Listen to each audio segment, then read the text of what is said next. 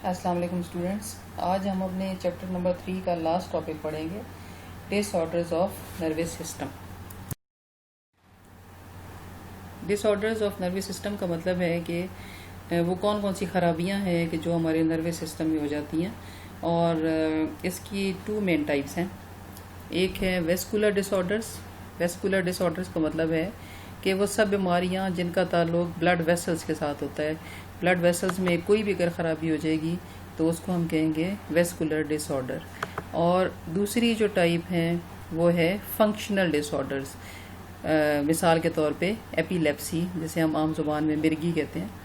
تو فنکشنل ڈس آرڈر اس کے نام سے پتہ چل رہا ہے کہ اس کے فنکشن میں، جو نروس سسٹم ہے اس کے فنکشن میں کوئی خرابی ہو جاتی ہے کہ وہ صحیح سے اپنا کام نہیں کر رہا ہوتا. اس کی وجوہات جو ہیں آگے جا کے ہم دیکھیں گے. اب اس کی جو سب سے پہلے ہم دیکھیں گے کہ جو ویسکولر ڈس آرڈرز ہیں اس کی کون کون سی کازز ہوتی ہیں، کیا اس کی وجوہات ہیں. ایک اس کی ریزن یہ ہو سکتی ہے، وجہ یہ ہو سکتی ہے کہ جو بلڈ سپلائی ہے نروس سسٹم کو، جو بلڈ ویسلز برین کی طرف یا اسپائنل کارڈ کی طرف بلڈ کو لے کے جا رہی ہیں، اس میں درمیان میں کوئی رکاوٹ آ جاتی ہے کسی بھی وجہ سے، اور جس کی وجہ سے بلڈ جو ہے کسی خاص برین کے ایریا میں نہیں پہنچ رہا ہوتا.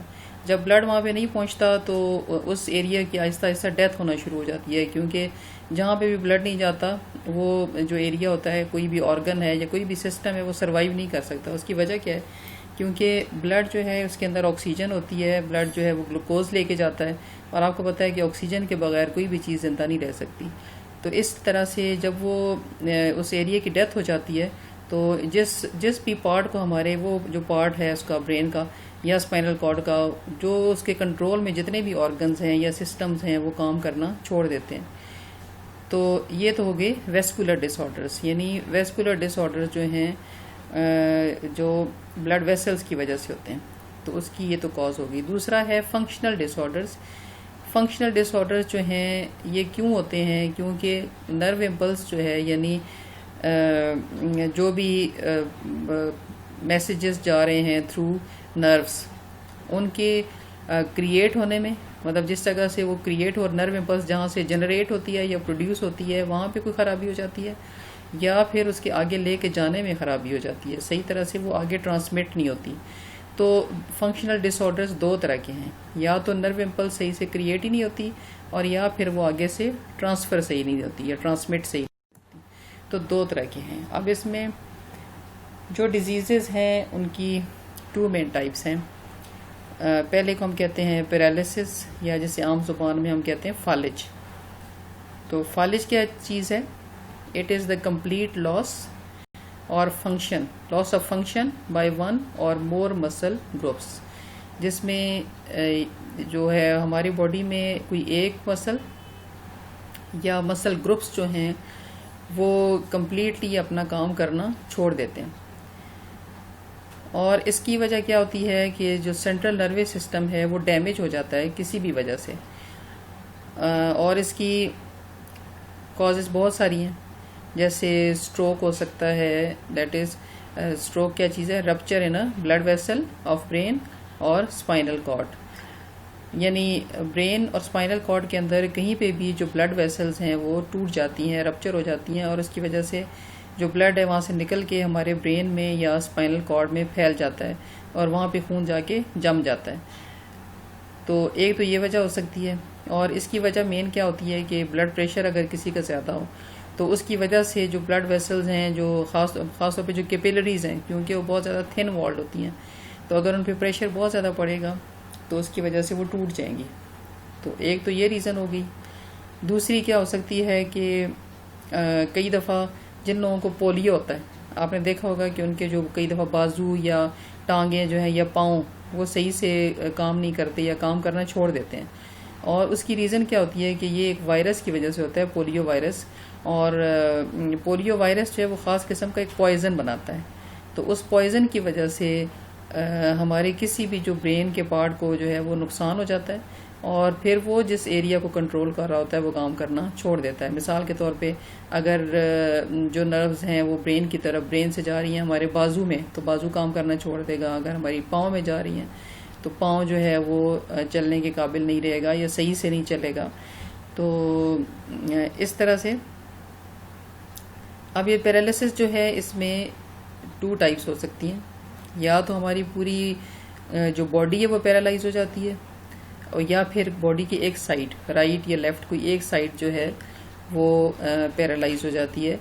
یا پھر ایک اور کاز اس میں ایک اور کیا ہو سکتی ہے اس کی ٹائپ, کہ جو ہماری لوور ایکسٹریمیٹیز ہیں, لوور ایکسٹریمیٹیز کا مطلب ہے کہ جو ہمارے پاؤں ہیں یا ہماری جو بازو اور ٹانگیں سب کے سب یہ کام کرنا چھوڑ دیتے ہیں.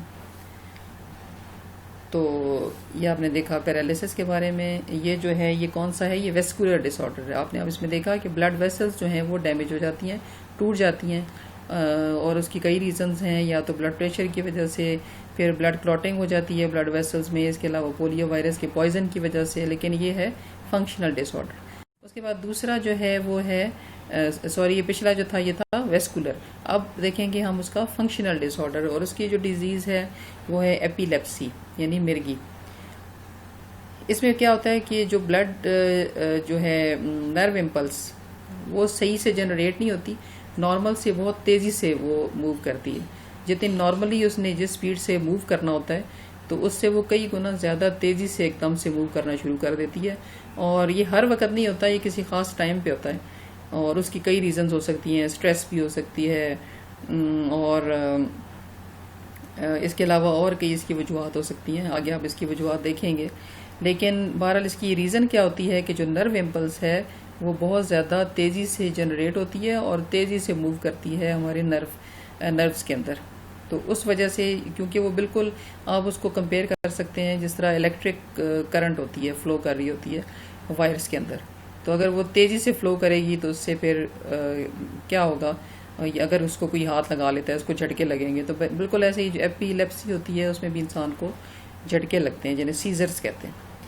تو اس کی وجہ سے ہوتا کیا ہے, ان پرووکڈ سیزرز ہوتے ہیں پیشنٹس میں. ان پرووک کا مطلب ہے کہ وہ اس کے لیے بظاہر کوئی خاص ریزن ہمیں نظر نہیں آ رہی ہوتی ہے, اچانک شروع ہو جاتے ہیں اور انسان کو جو ہے وہ جھٹکے لگتے ہیں. اور یہ جو ہے یہ یا تو یہ جینیٹک ہوتا ہے, مطلب اگر فیملی میں کسی ایک انسان کو ہے, ہو سکتا ہے کہ آگے وہ ٹرانسفر ہو, جیسے ماموں کو, چچا کو, نانی, دادی کو, کسی کو بھی ہو, تو آگے جا کے نیکسٹ جنریشن میں کسی بھی بچے کو یہ ہو سکتا ہے. یا پھر ڈیولپمنٹل کازز ہوتی ہیں, یعنی جو برین ہے وہ صحیح طرح سے ڈیولپ نہیں ہوا, جب وہ ڈیولپ ہو رہا تھا تو اس میں کوئی پرابلم رہ گیا, اس وقت کوئی چیز انکمپلیٹ رہ گئی یا کوئی اور پرابلم آ گیا, تو اس وجہ سے بھی یہ ہو سکتا ہے.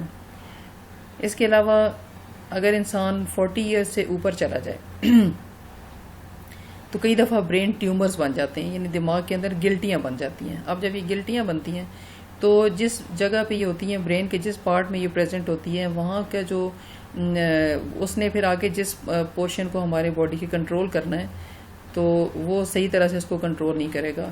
اور اس کے علاوہ وہاں سے جو نرو امپلس ہیں وہ صحیح سے جنریٹ نہیں ہوگی, بہت تیزی سے ہوگی, جس کی وجہ سے ایپیلیپسی ہو سکتی ہے.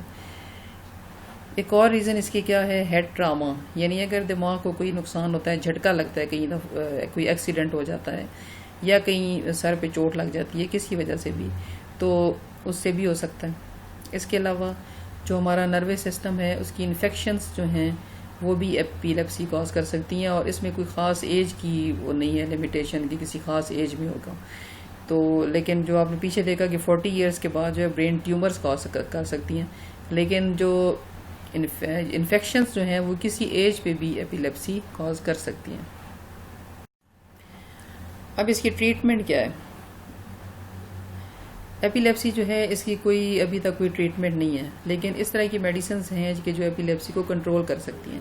مطلب ایپیلیپسی کا جو پیشنٹ ہوتا ہے, جو مرگی کا مریض ہوتا ہے, وہ دیکھنے میں بظاہر نارمل لگتا ہے اگر وہ میڈیسنز جو ہے وہ پراپرلی لیتا رہے, اپنے ٹائم پہ لیتا رہے, اور اس کی مقدار جو ہے اس کو بھی خود سے اوپر نیچے نہ کرے, تو اس سے جو ہے وہ سیزر سے, یعنی جو اس کے دورے پڑتے ہیں, ان سے بچ سکتا ہے. تو لیکن اس کا ابھی تک کوئی علاج نہیں ہے, اسے ہم کنٹرول کر سکتے ہیں. اور یہ جو اس طرح کی جو میڈیسنز ہوتی ہیں جو اس کے کنٹرول کے لیے استعمال ہوتی ہیں, انہیں کہتے ہیں اینٹی ایپیلیپٹک ڈرگ. اور ان کا ایک اور بھی نام ہے, انہیں کہتے ہیں اینٹی کنولسنٹس. کنورجنس کہتے ہیں, جو جھٹکے لگتے ہیں انہیں کنورجنس کہتے ہیں. تو چونکہ یہ اس کو پریونٹ کرتی ہیں، اس وجہ سے انہیں اینٹی ایپیلیپٹک یا اینٹی کنولزنٹ کہتے ہیں۔